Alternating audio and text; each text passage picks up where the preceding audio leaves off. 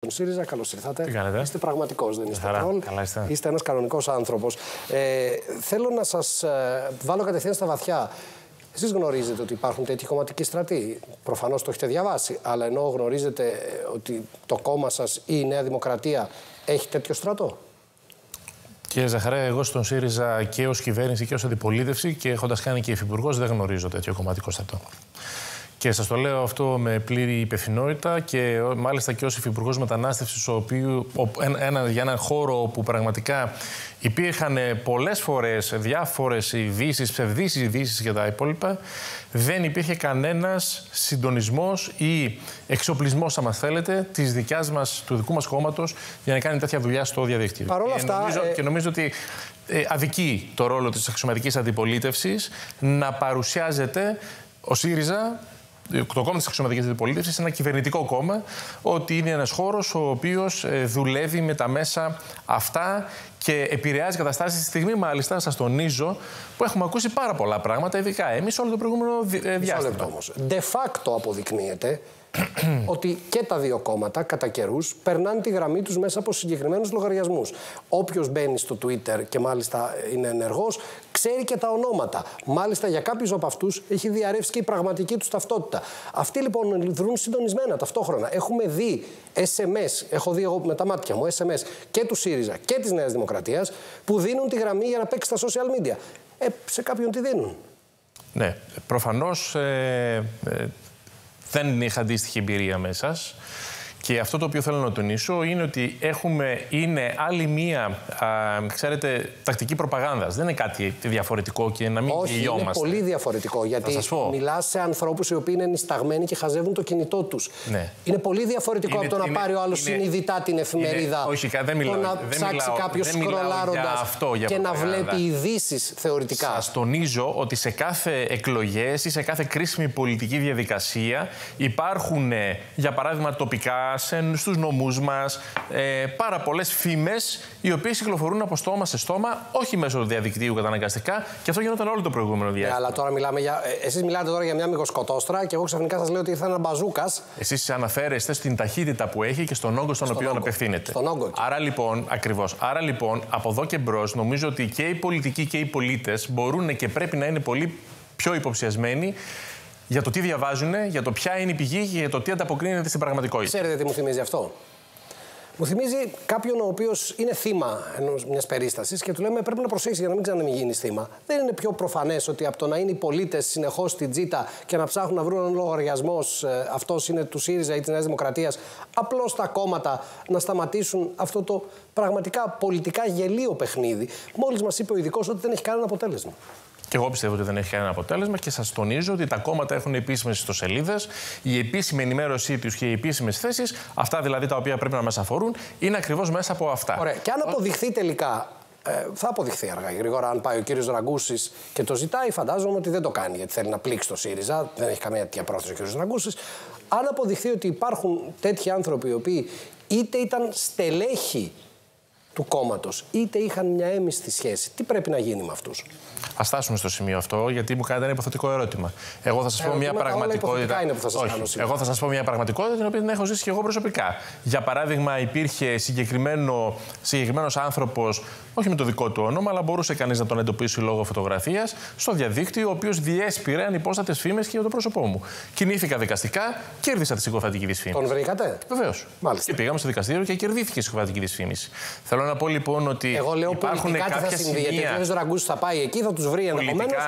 Πολιτικά τι πρέπει να γίνει? Πολιτικά, εάν υπάρχει, και νομίζω είναι κρίσιμο αυτές τις ημέρες, πολιτικά, εάν κάποιος στέλεχος, μέλος ενός κόμματος, δρά εις βάρος των συμφερόντων του κόμματος και των καταστατικών και πολιτικών. Της πατρίδας ή των αντιπάλων του. Το ίδιο είναι, δεν παίζει ρόλο. Η πατρίδα και το περιβάλλον και τα υπόλοιπα που μου λέτε προστατεύονται ποινικά. Αυτό που με ρωτήσατε ήταν για το κόμμα. Και αυτό αν λοιπόν υπάρχει ποινική ευθύνη, σας είπα και πριν ότι αυτή θα αντιμετωπιστεί. Και αν υπάρχει και κομματική πολιτική ευθύνη, και αυτή θα πρέπει να αντιμετωπιστεί μέσα από αυτά που και το ίδιο καταστατικό του ΣΥΡΙΖΑ προλέπει και η ιδρυτική διακήρυξη και οι στόχοι τους οποίους πρέπει να. Ποιο? Το καταστατικό και η ιδρυτική διακήρυξη. Όταν ένα κόμμα λέει ότι ένα μέλος του ή ένα στέλεχος του κινείται ενάντια στις διακηρυγμένες αρχές του, τότε υπάρχουν συνεπείς. Αυτό ίσως θα ήταν ένα επιχείρημα που θα μπορούσαν να χρησιμοποιήσουν οι αντίπαλοι του κυρίου Κασελάκη. Σε τι? Αυτό λένε στην πραγματικότητα. Ότι ήρθε ένας άνθρωπος ο οποίος δεν έχει σχέση με το κόμμα, δεν έχει σχέση με την αριστερά και αυτά τα οποία πρεσβεύει είναι αντίθετα με τις συντηρητικές αρχές του ΣΥΡΙΖΑ. Η ιδρυτική αρχή του ΣΥΡΙΖΑ είναι η δημοκρατία. Όταν λοιπόν έρχονται πολλές χιλιάδες κόσμου και ψηφίζουν για τον πρόεδρο, νομιμοποιείται αυτός ο πρόεδρος και όλοι οι υπόλοιποι, εμείς τα στελέχη και τα μέλη, οφείλουμε να ακούσουμε αυτόν στον οποίον ανήκει ο ΣΥΡΙΖΑ, δηλαδή στο λαό του, και να σεβαστούμε λοιπόν αυτό το πράγμα. Όπως και ο κάθε ένας μας, από τη στιγμή που εντάσσεται στον ΣΥΡΙΖΑ, αποδέχεται το καταστατικό του και την πολιτική του διακήρυξη και τις πολιτικές αρχές τις οποίες υπηρετεί ο ΣΥΡΙΖΑ. Άρα λοιπόν νομίζω ότι αυτό είναι καθαρό και δεν χρειάζεται να το ψάχνουμε παραπάνω με ερμηνείες. Οι σύντροφοί σας το ψάχνουν. Για όποιον το ψάχνει. Και να κάνουμε ερμηνείες άλλου τύπου, οι οποίες δεν είναι καθαρές και διακηρυγμένες. Εδώ λοιπόν μπαίνουμε στην ουσία της συζήτησης. Διότι από προχθές, και μάλιστα το είπε και ο κύριος Δρίτσας περίπου ανοιχτά, ας πάει να φτιάξει ένα άλλο κόμμα. Γιατί αυτό το κόμμα το οποίο διαλαλεί ότι πρεσβεύει τις αντιλήψεις του κυρίου Κασελάκη δεν είναι κόμμα της αριστεράς. Εσείς τι πιστεύετε, είναι αριστερές οι μέχρι τώρα τοποθετήσεις του κυρίου Κασελάκη, ή προσπαθούν να στρίψουν το κόμμα προς τον προηγούμενο χώρο στον οποίο ήσασταν, που ήταν λίγο πιο κεντρός, πρέπει να τα πω? Ο ΣΥΡΙΖΑ έχει ένα πρόγραμμα κυβερνητικό. Αυτό το οποίο κατέθεσε στις τελευταίες εκλογές, τις εθνικές εκλογές. Ο ΣΥΡΙΖΑ επίσης έχει ένα καταστατικό το οποίο οφείλει να λειτουργήσει και ο ΣΥΡΙΖΑ έχει και μια πολιτική διακήρυξη. Σας λέω για 3 βασικά κείμενα τα οποία όλα έχουν εγκριθεί από το συνέδριο το προηγούμενο με μεγάλες πλειοψηφίες. Όλο αυτό νομίζω ότι ο κάθε ένας μας, πρέπει ο κάθε ένας μας να το υπηρετεί και να το σέβεται. Το αν κανείς θέλει να πάει σε άλλο κόμμα επειδή πιστεύει ότι δεν ανταποκρίνεται στις αρχές του ή ότι δεν ανταποκρίνεται στις αρχές του κόμματος ο ίδιος, είναι ελεύθερος καθένας να πράξει αυτό το οποίο θέλει. Αυτά που λέτε είναι αυτονόητα. Αλλά από μια μεριά έχουμε αυτό που λέτε, το οποίο είναι πραγματικά αυτονόητο. Αν με ρωτούσαν και εμένα, το ίδιο θα έλεγα. Και από την άλλη μεριά έχουμε τους ανθρώπους οι οποίοι τον ιδρύσαν το ΣΥΡΙΖΑ. Και τώρα λέτε ότι επειδή αυτοί δεν συμφωνούν με αυτό που κάνουμε τώρα, να φύγουν. Όχι, εγώ λέω ότι ο ΣΥΡΙΖΑ έχει συγκεκριμένες αρχές, αυτές έχουν ψηφιστεί και δεν μπορούν να αλλάζουν αυτές. Δεν τις ξέρουν αυτές τις αρχές τα ιδρυτικά μέλη, αυτό ρωτάω. Όλοι γνωρίζουν τις αρχές όταν εντάσσονται σε ένα κόμμα και υπηρετούν αυτές τις αρχές. Άρα τότε, αν δεν είναι θέμα αρχών, τι είναι, για ποιο λόγο γίνεται να λειτουργήσουν σε ένα κόμμα. Άρα λοιπόν, οποιοσδήποτε αυτή τη στιγμή δεν έχει βασικά προβλήματα για όλα αυτά τα ζητήματα, θα μπορούσε να φέρει, για παράδειγμα, πρόταση αλλαγής του καταστατικού. Θα μπορούσε να ξεκινήσει να συζητά πρόταση αλλαγής των πολιτικών αρχών. Εγώ δεν έχω ακούσει να αλλάζουν οι πολιτικές αρχές. Αυτό σας λέω. Αυτό που λένε ότι αυτοί εμένουν στις αρχές του ΣΥΡΙΖΑ και ότι το περιβάλλον Κασελάκη και ο ίδιος ο Κασελάκης είναι αυτοί οι οποίοι προσπαθούν να αλλάξουν αυτό το οποίο πρεσβεύαμε τόσα χρόνια. Κύριε Ζαχάρη, δεν το βλέπω αυτό. Βλέπω ότι αυτή τη στιγμή υπάρχει πιθανότατα μία άλλη διαφορετική επικοινωνιακή διαχείριση. Υπάρχει ένα άλλο στυλ προέδρου. Υπάρχει ένας άλλος τρόπος διοίκησης του ίδιου του προέδρου και κάθε άνθρωπος έχει τον δικό του τρόπο διοίκησης. Σας έχει πείσει εσάς. Αλλά θεωρώ ότι αυτή τη στιγμή η ανάγκη που υπάρχει να ενισχύσουμε την πολιτική παρουσία δεν απειλείται από την παρουσία, μάλλον από την συμπεριφορά μέχρι στιγμής της ηγεσίας. Νομίζω ότι οι αρχές του κόμματός μας υπηρετούνται και δεν βλέπω από την άλλη πλευρά να αμφισβητούνται αυτές οι αρχές που πρέπει να υπηρετηθούν με κάποιες άλλες προτάσεις. Μήπως είναι πιο προσωπικό το θέμα? Μήπως οι πρώην σύντροφοί σας, γιατί κάποιοι από αυτούς δεν είναι πλέον σύντροφοι, ή μάλλον δεν θα είναι σύντροφοι, κάποιοι άλλοι έχουν πει από μόνοι τους ότι θέλουν να φύγουν. Μήπως δεν τους αρέσει η ζωή και η προσωπικότητα του κ. Κασελάκη? Μήπως το έχουν κάνει τελείως προσωπικό? Μήπως είναι ομοφοβικοί? Στα κόμματα δεν κρίνουμε τις προσωπικές όμως συμπάθειες ή αντιπάθειες. Στα κόμματα κρίνουμε τις πολιτικές. Μου μιλάτε, ακούστε λίγο.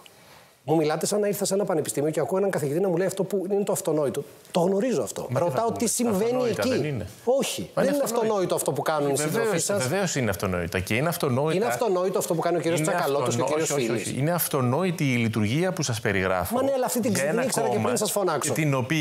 Την οποία τη γνωρίζουν όλοι και την οποία την υπηρετούν και πρέπει να την υπηρετούν. Αυτό όμως το γνώριζα και πριν. Εγώ σας ρωτάω γιατί οι σύντροφοί σας το κάνουν. Οι άνθρωποι, τα στελέχη, τα μέλη, οι σύντροφοί μας, οι οποίοι παραπέμπονται με το ερώτημα της διαγραφής, γιατί έχουν ξεπεράσει συγκεκριμένα όρια και θεωρώ ότι ξεπεράστηκαν συγκεκριμένα όρια, τα οποία δεν έπρεπε να ξεπεραστούν, έχουν κάποιες άλλες ερμηνείες, οι οποίες αυτές οι ερμηνείες νομίζω ότι δεν στέκονται σε αυτά τα πράγματα. Για παράδειγμα, με αυτά που εσείς αναφέρετε, ότι κατηγορούν τον πρόεδρο. Ότι, για παράδειγμα, είναι άλλη η πολιτική την οποία εφαρμόζει. Δεν βλέπω άλλη πολιτική να εφαρμόζεται αυτή τη στιγμή. Καλά, δεν εφαρμόζει καμία πολιτική προς το παρόν. Η πολιτική η οποία δεν κηρύσσεται. Ούτε δεν υπάρχει. Αυτό τον κατηγορούν. Κάνετε λάθος. Ο ΣΥΡΙΖΑ έχει μιλήσει το κρίσιμο αυτό ένα μήνα, γιατί για τόσο μιλάμε, για ένα διάστημα το οποίο. Νομίζω ότι όλοι θα έπρεπε να δείξουν μια ανοχή στην ανάγκη να συνηθίσει ένας άνθρωπος στο νέο του ρόλο. Έχει μιλήσει και για το κοινωνικό κράτος, έχει μιλήσει και για τη στέγαση και το δικαίωμα στέγασης το οποίο ο κόσμος πρέπει να έχει, οι άνθρωποι πρέπει να έχουν στην Ελλάδα. Έχει μιλήσει και για το πώς θα προχωρήσουμε από εδώ και μπρος και νομίζω ότι είναι με ένα πρόγραμμα το οποίο πραγματικά είναι κρίσιμο και ενδιαφέρον. Έχει το πρόγραμμα ήδη φτιάξει. Έχουμε φτιάξει το πρόγραμμα του συνεδρίου, το οποίο αναφέρεται σε συγκεκριμένα περιφερειακά. Όχι, αυτού του συνεδρίου. Αυτό που θα γίνει. Βεβαίως. Αποφασίστηκε στην πολιτική γραμματεία την προηγούμενη. Η προηγούμενη πολιτική γραμματεία αποφάσισε, χωρίς να ακουστεί άλλη πρόταση αντίθετη, ότι θα γίνουν περιφερειακά συνέδρια, ότι θα γίνουν συγκεκριμένες καμπάνιες για συγκεκριμένα πολιτικά ζητήματα, ότι στείνονται τα συγκεκριμένα δίκτυα και ειδικά μάλιστα μετά τις τοπικές εκλογές, όπου έχουν υπάρξει και νέοι δημοτικοί σύμβουλοι και περιφερειακοί σύμβουλοι του ΣΥΡΙΖΑ που θα συμμετέχουν σε αυτά, και το πώς θα στελεχωθεί όλη αυτή η πορεία σε επίπεδο περιφέρειας και σε επίπεδο κεντρικό για ενόψει συνεδρίου. Άρα λοιπόν βλέπετε ότι και προχωράει αυτή η κατάσταση και δεν έχει υπάρξει άλλη πρόταση μέχρι στιγμή. Δεν έχει υπάρξει άλλη πρόταση γιατί δεν εμφανίστηκε ποτέ κανείς εκεί. Γιατί τη μόνη φορά που εμφανίστηκε. Όχι, κάνετε λάθος. Στην τελευταία πολιτική γραμματεία ήταν όλοι εκεί. Όχι, μιλάω για το πρόγραμμα του συνεδρίου και για το περιεχόμενο. Για τον προγραμματισμό, την πορεία προς το συνέδριο, σας λέω και εγώ. Ήταν όλοι εκεί στην πολιτική γραμματεία. Και δεν είπε κανείς αντίθετη γνώμη, λέτε. Δεν άκουσα πουθενά καμία αντίθετη γνώμη ότι για παράδειγμα δεν πρέπει να γίνουν αυτά τα βήματα. Ότι για παράδειγμα πρέπει να γίνουν κάποια άλλα βήματα. Ή στην πολιτική γραμματεία, για παράδειγμα, που όλα αυτά πρέπει να συζητιούνται εσωτερικά και πρώτα απ' όλα στα όργανα. Γι' αυτό λέω ότι υπάρχουν αποφάσεις οι οποίες προχωρούν. Δεν υπήρξε καμία αντίρρηση για το πώς προχωράμε. Μάλλον άλλη πρόταση για το πώς προχωράμε. Συγγνώμη που σας το λέω, με όλο το θάρρος και την ευγένεια. Εάν σας άκουγα και δεν είχα διαβάσει τίποτα τις προηγούμενες μέρες, θα καταλάβαινα ότι περίπου δεν συμβαίνει τίποτα στο ΣΥΡΙΖΑ. Εσείς δηλαδή είστε σε θέση να λέτε ότι δεν είπε κανείς καμιά άλλη άποψη, ενώ έχουν ακουστεί όλα αυτά δημόσια? Μα δεν σας είπα εγώ ότι γίνεται μια παραπομπή με αίτημα διαγραφής? Επειδή υπήρξε μια υπέρβαση των ορίων. Υπήρξε. Δεν σας είπα επίσης εγώ ότι υπάρχουν οι χώροι συγκεκριμένοι, οι θεσμικοί, όπου πρέπει να συζητούνται πράγματα και κρίνουμε ως κόμμα, ως μέλη. Δεν το κάνει, διαγράφεται. Όχι, βεβαίως, δεν γίνεται αυτό το πράγμα. Δεν καταλαβαίνετε, δεν έχετε μπερδέψει πραγματικά. Νομίζω δεν ρωτάτε την πορεία και δεν παρακολουθείτε ορθά την πορεία του ΣΥΡΙΖΑ αυτή τη στιγμή. Γιατί θυμηθείτε λίγο, έχει γίνει μια συνάντηση του Προέδρου με ανθρώπους οι οποίοι διαφωνούσαν το προηγούμενο διάστημα. Έχει γίνει πρόταση του Προέδρου σε ανθρώπους που διαφωνούσαν, όπως παρουσιάζονται, για να αναλάβουν θέσεις συγκεκριμένες. Έχει υπάρξει πολιτική γραμματεία, δηλαδή ένα ανώτατο όργανο το οποίο συζήτησε πράγματα και αποφάσισε πράγματα, και μετά από όλα αυτά και με άστοχες δηλώσεις έχουμε μια κατάσταση, την οποία πραγματικά είναι έτσι, δεν την κρύβει κανείς, όπου παραπέμπονται άνθρωποι με το ερώτημα της διαγραφής της καταστατικής διαδικασίας. Βάλτε μια τελεία για να μπορούμε να παρακολουθήσουμε την κουβέντα. Και πάλι ξαναλέω, εάν δεν είχα ακούσει τίποτα στο παρελθόν και άκουγα εσάς, θα έλεγα: ωραία, πολύ φυσιολογικό είναι αυτό που λέει. Σε ένα κόμμα συμβαίνει αυτό που λέει ο κύριος Τόλκας. Έλα όμως που τα προηγούμενα 6 χρόνια τουλάχιστον και άλλα 4 χρόνια πριν, σύνολο μια δεκαετία τουλάχιστον, ο ΣΥΡΙΖΑ μας εγκαλούσε διαρκώς λέγοντάς μας ότι α, δεν υπάρχει κουλτούρα διαγραφών στην αριστερά, και β, είμαστε ένα πολυσυλλεκτικό κόμμα όπου ο καθένας μπορεί να λέει την άποψή του. Αυτό έκαναν, είπαν την άποψή τους. Ο καθένας μπορεί να λέει την άποψή του μέχρι το σημείο ώστε να μην προσβάλλει μια δημοκρατική λιturgia και μια καταστατική λειτουργία. Για παράδειγμα, όταν λες ότι έρχεται... Όχι για παράδειγμα. Ποιος από αυτούς προσέβαλε? Δεν θα αναφερθώ σε πρόσωπα εγώ. Θέλω να μιλήσω για πολιτική. Πώς θα λύσουμε το θέμα? Δεν θα λύσουμε το θέμα αν μιλάμε για πρόσωπα. Είμαστε πολιτικό κόμμα και θα μιλήσουμε για πολιτική. Τα προσωπικά ζητήματα δεν έχουν θέση σε τέτοιο επίπεδο. Το ανεπάγγελτος του κυρίου Πολάκη δεν είναι προσωπικό επίσης? Σε ποιον? Στον κύριο Σκουρλέτη το απίφθινε. Το ανεπάγγελτος του κυρίου Πολάκη, η έκφραση του κυρίου Πολάκη, την οποία κανείς πρέπει να την κρίνει ή όχι, υπάρχει δυνατότητα σε όποιον θεωρεί ότι υπάρχει πρόβλημα, αντίστοιχα να παραπέμψει αυτά τα ζητήματα. Αλλά ξέρετε, σας λέω, μην κοιτάτε τις προσωπικές αναφορές οι οποίες γίνονται. Δείτε τα πολιτικά ζητήματα και πώς αυτά κρίνονται και πώς αυτά προχωρούν. Εδώ έχουμε μια συγκεκριμένη περίπτωση 3 προσώπων τα οποία παραπέμπονται στην Επιτροπή Δεοντολογίας και η Επιτροπή Δεοντολογίας θα ακολουθήσει όλα όσα πρέπει να προβλέπουν. Δεν έχει παραπεμφθεί στην Επιτροπή Δεοντολογίας ο κύριος Πολάκης, ο οποίος έχει κάνει πολύ μεγαλύτερες ακρότητες στο παρελθόν κατά συντρόφων. Είναι τελικά προσωποκεντρικό το κόμμα. Δηλαδή, όποιος λέει κάτι κακό για τον κύριο Κασσελάκη, βεβαίως με το θεσμικό τρόπο που μόλις περιγράψατε, παραπέμπεται. Και όποιος λέει εναντίον άλλων συντρόφων ή διαφωνούντων, δεν υπάρχει πρόβλημα. Δηλαδή, εάν. Θυμάστε πριν τις εκλογές, ο προηγούμενος πρόεδρος μας, ο Αλέξης Τσίπρας, επίσης είχε φερθεί με ανάλογο τρόπο στον κύριο Πολάκη. Όχι, δεν το θυμάμαι αυτό. Θυμάμαι ότι απλώς το είχε κάνει προσχηματικά για 2 εβδομάδες και το πήρε πίσω. Δεν ήταν προσχηματικό. Μα τον πήρε πίσω. Δεν ήταν προσχηματικό. Δεν ήταν προσχηματικό γιατί άλλαξαν όλες οι καταστάσεις μετά και γιατί αυτό το οποίο συνήθως συμβαίνει είναι ότι η κυβέρνηση, το κόμμα της Νέας Δημοκρατίας, είχε φτάσει σε ένα σημείο και σε τέτοιες εξελίξεις εκείνη την περίοδο, όπου πραγματικά υπήρχε μια συστράτευση όλων των μελών και των δυνάμεων του ΣΥΡΙΖΑ, αυτό που πρέπει και πάλι να υπάρξει, για να μπορέσουμε να αντιμετωπίσουμε την κυβέρνηση της Νέας Δημοκρατίας. Καλά, είμαστε μακριά από τη συστράτευση. Δεν είναι καλά αυτό. Είμαστε πολύ μακριά. Αλλά δεν είναι καλά. Θέλω να πω ότι αυτή τη στιγμή, για παράδειγμα, δείτε, υπάρχει μια πολύ διαφορετική αντιμετώπιση από τον κύριο Μητσοτάκη, για παράδειγμα, των 2 πολέμων οι οποίοι τρέχουν στη γειτονιά μας, στην Ουκρανία και στο Ισραήλ, ενώ σε σχέση με τις εθνικές γραμμές του παρελθόντος. Υπάρχει μια τεράστια ακρίβεια η οποία αυτή τη στιγμή κατατρώει το εισόδημα των Ελλήνων. Υπάρχει, όχι μόνο στο λάδι, υπάρχει σε όλα τα προϊόντα και η κυβέρνηση δεν συζητάει να μειώσει το ΦΠΑ στα τρόφιμα και τα φρούτα, δεν συζητάει πώς θα μπορέσει να διευκολύνει την στέγαση των Ελλήνων, δεν συζητάει όλα αυτά τα οποία πρέπει να γίνουν για τα κόστη διαβίωσης. Εσείς το συζητάτε πάντως, γιατί όσα χρόνια ήσασταν στην κυβέρνηση, ούτε τη στέγαση λύσατε, ούτε το δημογραφικό, ούτε επίσης πήρατε πολύ καθαρές θέσεις για όλα αυτά. Για θυμηθείτε όμως ότι τότε ήταν μνημόνιο και δεν είχαμε τα δισεκατομμύρια τα οποία δίνονται τώρα μέσω του Ταμείου Ανάκαμψης για να γίνει κοινωνική στέγη. Και είναι η κυβέρνηση αυτή η οποία επιλέγει. Δεν μπορώ να πάρω κουβέντα. Είναι αυτή η κυβέρνηση η οποία επιλέγει να μην στηρίξει την κοινωνική στέγη και το δικαίωμα στέγασης, αντίθετα με το τι γίνεται στην Πορτογαλία και την Ισπανία. Αντίθετα, επίσης, η Πορτογαλία και την Ισπανία μειώσανε το ΦΠΑ στα τρόφιμα και έχουν πέσει τιμές. Πώς το λέτε αυτό? Το λέω γιατί αυτό συμβαίνει. Είχατε πάει πρόσφατα? Βεβαίως και γνωρίζουμε και βλέπουμε τους δείκτες. Ωραία, επειδή τους είδα και εγώ τους δείκτες και επειδή έκανα οικονομικό ρεπορτάζ πάρα πολλά χρόνια, σας λέω λοιπόν ότι η πτώση του ΦΠΑ στην Ισπανία ουδέποτε οδήγησε σε πτώση των τιμών των τροφίμων. Ο πληθωρισμός τους ήταν υψηλότερος από τον δικό μας, πολύ υψηλότερος, και τα έσοδα του κράτους είχαν πρόβλημα. Ήταν μια από τις βασικές αιτίες που κατέρευσε η κυβέρνηση. Μα τα έσοδα του κράτους αυτή τη στιγμή δεν έχει πρόβλημα στην Ελλάδα. Και βλέπετε ότι υπάρχουν πολύ μεγαλύτερα εισοδήματα. Καθόλου. Να στρέψουμε τις δυνατότητες που υπάρχουν αυτή τη στιγμή στην ελληνική κοινωνία, εκεί που υπάρχει η ανάγκη. Όταν γίναμε κυβέρνηση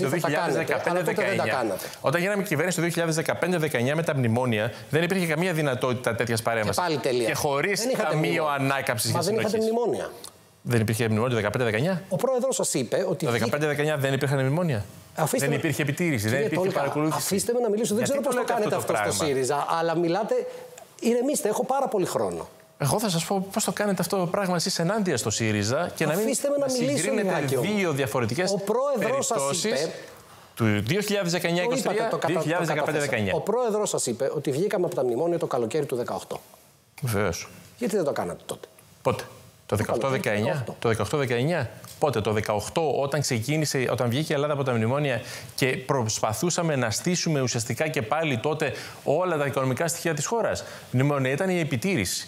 Οι πολιτικές για να εφαρμοστούν κατευθείαν δεν γινότανε. Γιατί μας ρωτάτε εμάς αυτό και δεν ρωτάτε τη Νέα Δημοκρατία? Όταν θα έχω απέναντί μου κάποιον δημοκρατία, δεν ρωτάτε. Πώς το ξέρετε? Δεν ρωτάνε εύκολα στη Νέα Δημοκρατία ότι. Δεν μιλάω για τα μίντια. Ποιοι δεν ρωτάνε τότε? Λέω για το δημόσιο διάλογο.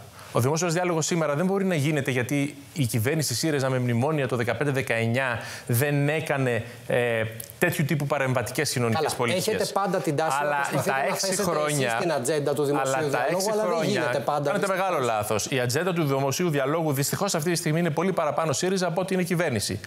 Λάθη της κυβέρνησης. Το προκαλεί. Δεν το προκαλεί ο πρόεδρος μας. Κύριε Τόλκα, δεν μπορούμε να μισό λεπτό, όχι. Να με αφήσετε να τελειώσω την προηγούμενη κουβέντα. Θα σας πω λοιπόν το εξής. Τα 4 χρόνια διακυβέρνησης ΣΥΡΙΖΑ με μνημόνια δεν μπορούν να συγκρίνονται με τα 6 χρόνια διακυβέρνησης Νέας Δημοκρατίας με πολλά λεφτά και πολλά δισεκατομμύρια. Μάλιστα. Όλο αυτό που λέτε, που το περιγράφετε, που αυτή ήταν η γραμμή του ΣΥΡΙΖΑ και προεκλογικά πριν τις εθνικές εκλογές, συνίσταται στο εξής. Η ακρίβεια είναι ακρίβεια Μητσοτάκη. Ο πληθωρισμός είναι πληθωρισμός Μητσοτάκη. Η ενεργειακή ακρίβεια είναι ακρίβεια Μητσοτάκη.